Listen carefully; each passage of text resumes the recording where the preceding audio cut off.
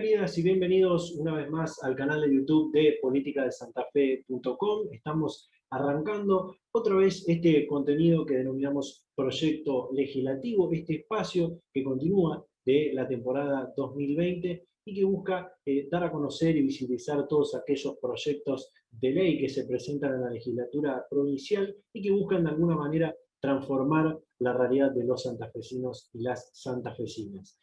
Para este programa, para esta oportunidad, tenemos esta entrevista con el diputado Carlos Del Frade, con quien vamos a hablar de muchos temas, pero en principio de 3 proyectos de ley que presentó que tienen que ver con la seguridad, con las fuerzas policiales, y cosas que pueden llegar a mejorar la fuerza policial vinculándolas con los derechos humanos y cómo puede mejorar, es una opinión que nos va a dejar también el diputado Del Frade. También nos va a estar contando algunas cuestiones que tienen que ver con la campaña de vacunación contra el coronavirus en la provincia de Santa Fe y la preocupación desde su espacio para que otorguen mayor claridad a esta campaña de inmunización en la provincia. También nos va a estar dando todos los detalles de lo que fue la semana pasada la reunión en la comisión de Vicentín, el viaje a la ciudad de Reconquista, a reunirse con los trabajadores, con los sindicatos, con el juez Lorenzini también, y todo lo que se viene en esta comisión y en el caso Vicentín.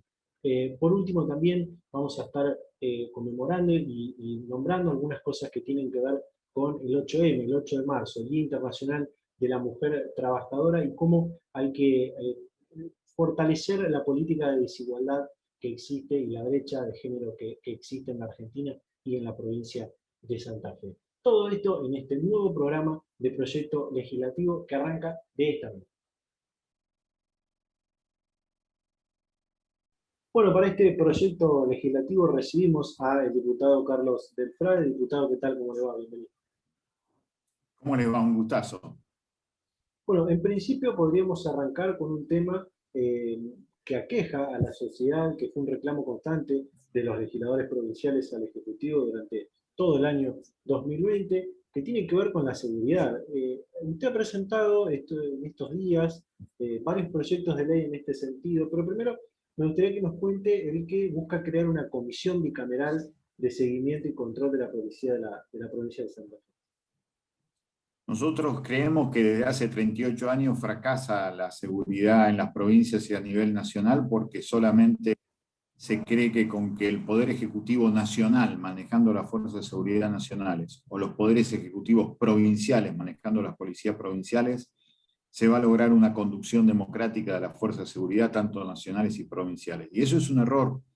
Se ha demostrado en estos 38 años que vamos a cumplir ahora en diciembre de democracia, en donde jamás las policías provinciales respondieron a la conducción política democrática, sino que al revés, los nichos de corrupción que forman parte de las bandas narcopoliciales terminan generalmente imponiendo condiciones a la política. Y para salir de eso es indispensable cambiar la idea de que solamente el partido político que gana las elecciones va a gobernar, porque eso ya ha fracasado. Así que para mí es indispensable esto que venimos diciendo en realidad desde el año 2016, hemos presentado este proyecto, ahora lo volvemos a ingresar porque ha perdido el estado parlamentario.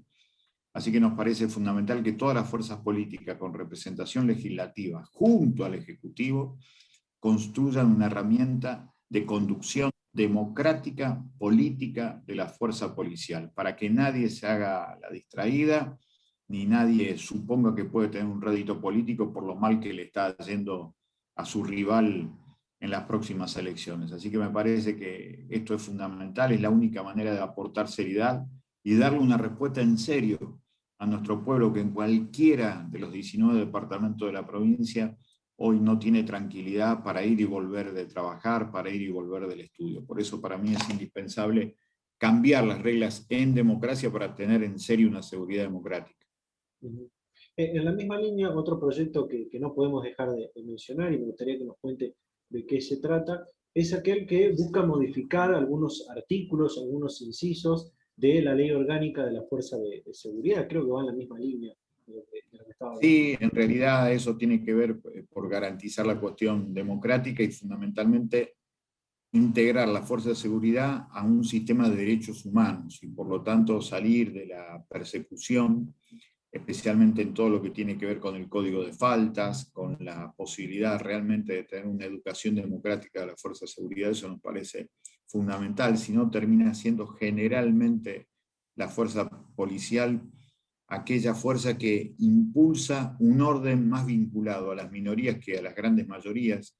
Así que por eso también hablamos de esta cuestión de la reestructuración de la ley orgánica de la policía provincial, como también del uso de armas racional, que incluso el policía que esté de franco no utilice su arma, porque eso después genera desastre, como hemos visto en la historia reciente de la provincia de Santa Fe, y que la justicia además esté mucho más atenta que lo que está hoy en el presente. Para eso también hay que democratizar al Poder Judicial, porque no puede ser que haya jueces que se eternizan, y eso me parece que hoy ya a esta altura, insisto, a casi 38 años de la construcción democrática, también merece ser tenido en cuenta sobre cómo podemos elegir a los fiscales de las principales ciudades de la provincia, tal vez por voto democrático. Por lo menos hay que instalar el debate. También recién nombraba otra iniciativa que también vincula, como usted decía, los derechos humanos con la fuerza de seguridad, y es esta que tiene que ver con establecer esos criterios mínimos del uso de armas de fuego en la fuerza de seguridad, donde uno de esos criterios es que los oficiales que están de franco no utilicen su arma reglamentaria, entre otras cosas. ¿Qué otros detalles podría contar? Los otros detalles que nosotros marcamos es que el uso de armas de fuego tiene que ver obviamente con la defensa de la vida del personal policial que se encuentra atravesando una situación determinada, pero que no use el arma como una cuestión indiscriminada. En esto es tan importante la construcción histórica de esta cuestión de las armas. San Martín alguna vez aseguró que el Estado no le da al soldado en aquel momento las armas para que lo use en beneficio propio, sino para defender los intereses del pueblo y de la patria, decía San Martín. A mí me parece que eso es algo indispensable, inculcárselo al personal policial, que además viene del mismo lugar social en donde después terminan siendo las víctimas de los lugares más atravesados por la desigualdad en nuestra provincia. Así que me parece que es fundamental esto de reglamentar el uso de armas con un fin democrático y como nosotros lo ponemos allí en el articulado que modificamos, respetando por sobre todas las cuestiones de los derechos humanos y no usarlo nunca en un conflicto social. Esa es otra de las cuestiones que nosotros también marcamos, que nos parece realmente interesante. Cuando la naturaleza de un conflicto es de origen social, la fuerza policial termina teniendo un rol que la va deteriorando en su imagen incluso con la misma gente. Pienso en todo lo que tiene que ver con la toma de tierras para la utilización de viviendas o en los conflictos laborales. Allí la policía no tiene nada que hacer porque el origen del conflicto es social, no es un delito, ni mucho menos penal. Para hacer balance de estos tres proyectos que estábamos hablando, y según su mirada acerca de la seguridad, de las fuerzas policiales, ¿cómo puede mejorar o ayudar estos proyectos, esta vinculación de los derechos humanos con las fuerzas de seguridad, a combatir la inseguridad y la delincuencia en la provincia de Santa Fe? Yo necesito, como todo santafesino y todo rosarino, que en los 10 barrios más castigados por los homicidios, tanto los 5 del Gran Santa Fe como el Gran Rosario, deben estar cuidados por gente que esté preparada por sobre todas las cosas para brindar el servicio público de seguridad a la gente. Y para eso necesitamos respeto a los derechos humanos y que sean honestos, transparentes. Y eso solamente se hace con una, primero, buena preparación, pero también con un compromiso ideológico con lo que se hace. Para eso hay que pagar bien y en forma paralela que estén desvinculados totalmente de las bandas narcopoliciales. Esto es hijo directo también, a mi entender, con las varias conducciones que tiene la policía. Conducciones políticas que son diversas, por esto que decíamos antes, el Poder Ejecutivo que dice comandarlas pero no las comanda. Después, efectivamente, con jefes políticos que aparecen en cada departamento, como venimos diciendo desde hace años. Y me parece que eso tiene que desaparecer, insisto, y solamente eso se puede licuar con la participación de todas las fuerzas políticas en la legislatura. Ahí se terminan varios patrones, varias cajas, se terminan las cajas negras. Entonces la policía es dedicada a lo suyo, con un buen sueldo, con una buena preparación, pero además con una visión integral de que simplemente patrullando, estando en la prevención y no en la represión, podemos llegar a aspirar a tener un proceso de seguridad en democracia, como está pasando en distintos lugares del mundo. Quiero pasar a preguntarle por otros temas. Una cosita más que me parece Sí, sí, por favor. interesante. Perdón, sí. Las principales 20 policías de los principales 20 países del mundo no usan armas. Y esto es impactante. Estamos hablando del capitalismo renano, se llama el capitalismo renano a Suecia, Finlandia, Suiza. Ustedes dirán, bueno, eso es, claro, un nivel distinto, pero lo usan. Pero también pasa en Alemania, también pasa en Italia, y allí también hay niveles de violencia fuerte. Pero está absolutamente acotado. Pero eso tiene que ver, insisto, con una planificación. Gran Bretaña, tal vez el ejemplo más claro vinculado a nosotros, porque Gran Bretaña en la década del 90 tuvo que sacar a todos los integrantes de la policía. Todos estaban vinculados de alguna manera a la corrupción y durante un buen tiempo no hubo policías en Gran Bretaña. Fue todo un proceso muy largo, muy grande que se hizo. Y a mí me parece que esas experiencias hay que tenerlas en cuenta. Barajar y dar de nuevo en esto de la seguridad es fundamental. Bien, ahora sí, disculpe que lo corté para seguir con el otro tema. Son algunos otros temas que también están en la agenda política, que no podemos dejar pasarlos. Algunos han sucedido ya algunas semanas atrás, algunos días atrás. Como por ejemplo, en primer lugar, algo que mencionó en la última sesión fue su preocupación por el proceso de vacunación contra el coronavirus en la provincia de Santa Fe. ¿Cree que se necesita más transparencia y claridad en esta campaña? Sí, sí, estoy convencidísimo, porque ya cuando empezaron a llegar las primeras dosis de vacuna, la primera denuncia que tuvimos es que había una diferencia muy grande de las que dijeron que habían llegado y cuáles eran las que iban directamente al Estado y otras iban al sector privado. Esa primera denuncia nosotros no la pudimos fundamentar, pero existía la posibilidad de que había algunos sectores privados que podían vender la vacuna, lo cual realmente era tremendo, muy perverso. 3 semanas antes, incluso de lo que significó la aparición de lo que fue este escándalo de las vacunas VIP, nosotros recibimos la denuncia sobre que en determinadas poblaciones de Santa Fe se estaba vacunando a gente que no tenía que ver con eso. La localidad en donde sí se nos certificó eso, que tenemos documentación, es en Pueblo Ester. Así que nosotros hicimos un pedido de informe sobre eso, estamos esperando respuesta, creemos que el Ministerio de Salud tiene que dar una lista de todas las personas que están siendo vacunadas en tiempo real en los distintos departamentos. No parece ser difícil hacer eso, se está haciendo en distintos lugares del planeta e incluso de América del Sur. Y la otra cuestión que nos impactó mucho, la denuncia de papás y de chicas y de chicos que están en los últimos años estudiando medicina y que están haciendo la práctica a la par de una médica, de un médico, de una enfermera, de un enfermero y que necesitan la vacunación porque están al lado. Y realmente nos pareció de absoluta lógica lo que estaban planteando, así que eso también lo planteamos con un pedido de comunicación al Poder Ejecutivo, que vacunen a esas chicas y esos chicos de los años avanzados de la carrera de medicina. Pasando también a otro tema, lo que ocurrió la semana pasada, se reunió junto con otros diputados con trabajadores de la aceitera Bullati, ubicada en la localidad de San Lorenzo. Preguntarle cómo está la situación, si se perderán muchos puestos de trabajo, si se da el cierre definitivo de esta fábrica. Sí, en realidad cerró Bullati. Esta decisión se la tomó de Reconquista, en donde uno de los familiares de Bullati es familiar directo de la familia Vicentín y hasta agosto del año 2020 era el presidente del directorio de Vicentín. Es decir, esta decisión se toma de la sede misma, del corazón mismo de Vicentín, y es el vaciamiento de una industria como la que tiene Bullati en Puerto General San Martín, muy cerca del río Paraná, deja en la calle a 73 trabajadores, ya se habían ido 11 por retiros voluntarios, pero lo hace con un proceso preventivo de crisis, lo que supone que están pagando la tercera o el 20% de la indemnización. Esto es terrible para gente que tiene 30 años en esa empresa, que tiene más de 50 años de edad, que se les hace prácticamente imposible conseguir trabajo.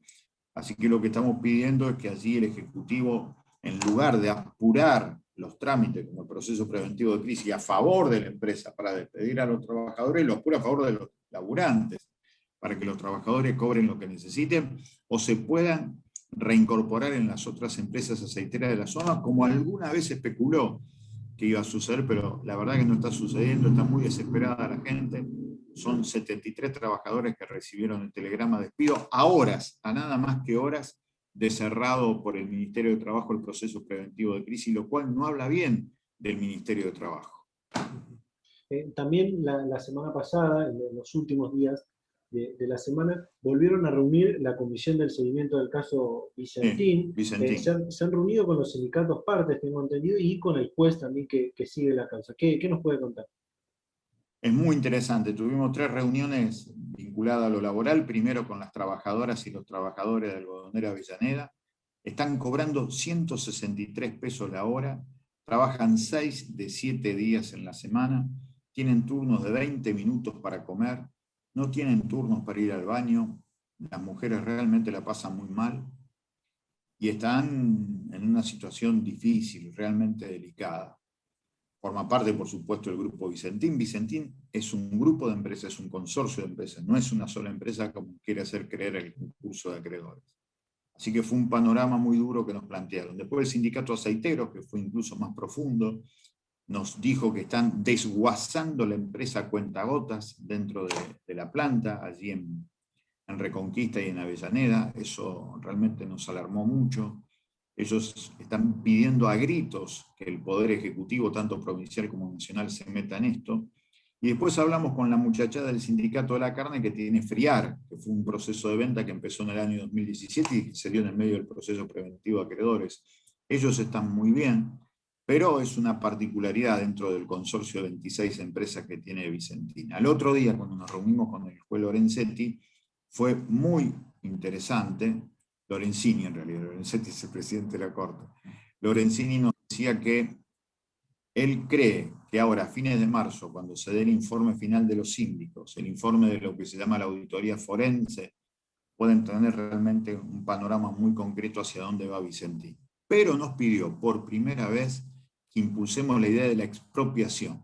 Parece mentira, pero cuando en junio del año pasado esto lo llegó a presentar el presidente de la Nación, se armaron todas aquellas movilizaciones de que todos somos vicentinos. Ahora lo están pidiendo. El juez, parte de la empresa, parte de los accionistas, parte de los acreedores.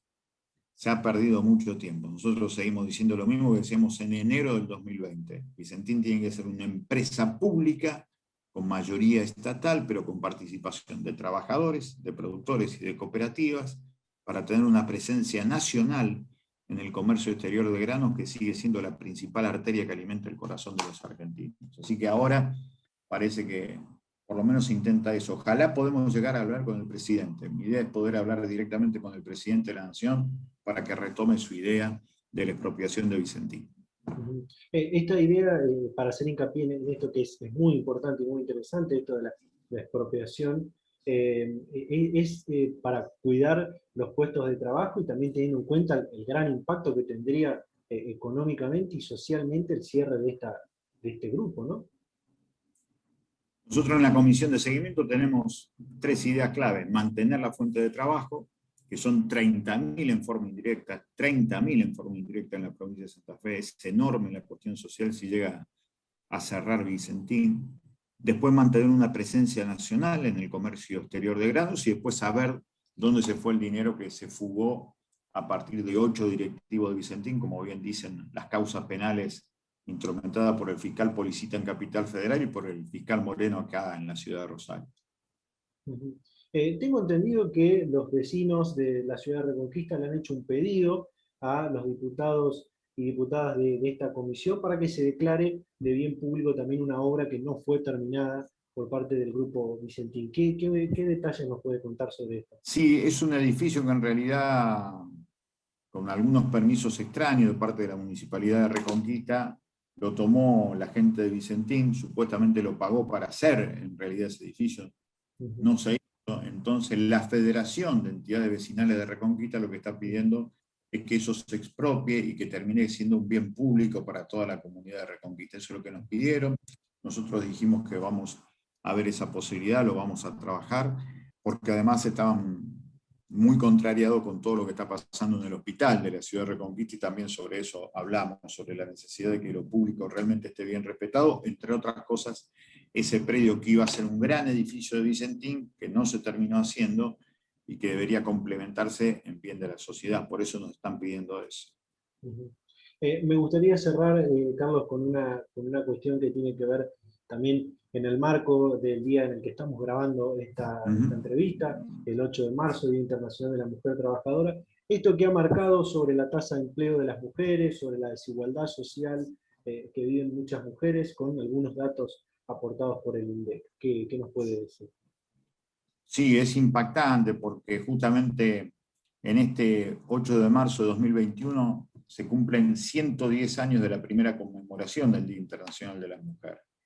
Y efectivamente lo que vemos es la cuestión de clase, en donde la cuestión de la mujer trabajadora es el Día Internacional de las Mujeres Trabajadoras, encuentra a la mujer relegada, discriminada de forma muy grande en la provincia de Santa Fe y en la Argentina. Para que quede claro, de cada 100 pesos que recibe un varón en blanco o en negro, 79 recibe una mujer. Por otro lado, la mayor cantidad de desocupadas, precarizadas, son mujeres jóvenes menores de 30 años y son más que los varones. Y en forma paralela, solamente 4 de cada 100 mujeres tienen lugares dirigenciales, tanto en empresas privadas como en el Estado. Es decir, hay una brutal discriminación en torno a la mujer trabajadora. Y el otro tema, que siempre lo marco porque me impactó mucho cuando lo dijo la doctora Patricia Méndez Lisi, que en una capacitación que nosotros recibimos por la ley Micaela nos marcó que hay un femicidio cada 27 horas en la Argentina y que ella cree que estamos frente a una verdadera matanza. Yo creo que tiene razón en las dos observaciones, primero en el número terrible y después en lo que significa. Y es indispensable pensar que estas cuestiones se empiezan a trabajar desde lo que significa el mercado laboral. Si no empezamos a darnos cuenta de lo que significa eso, va a ser muy difícil mantener o tratar de construir, mejor dicho, una sociedad más igualitaria, que es lo que en realidad está impulsando desde hace 110 años el movimiento feminista en esta tan frágil cápsula espacial que es el planeta Tierra. Diputado, realmente muchísimas gracias. Hemos hablado de muchísimos temas muy importantes y muy interesantes. No sé si quiere agregar algo más, me faltó hacerle alguna pregunta, ya a modo de cierre. No, especialmente lo que también pasó en la semana en donde estuvimos en Reconquista fue que piantó muy antes de tiempo para la Pampa de Arriba un gran militante social, un gran periodista que es Juan Emilio Basso, representante de hijos, referente de hijos, 44 años. Y eso realmente para nosotros fue muy fuerte y por eso queremos hacerle un homenaje en la legislatura. Primero como representante de hijos, que vino a renovar toda la lucha por los organismos de derechos humanos, por memoria, verdad y justicia en 1996, y después el compromiso de un periodismo que vaya en serio a construir noticias. Noticia significa etimológicamente conocimiento del pueblo, para que el pueblo conozca aquello que generalmente ocultan para ser manejado. Así que simplemente eso, un homenaje para el querido Juan Evaso, que se nos fue muy antes de tiempo. Carlos, nuevamente muchísimas gracias. Gracias a ustedes.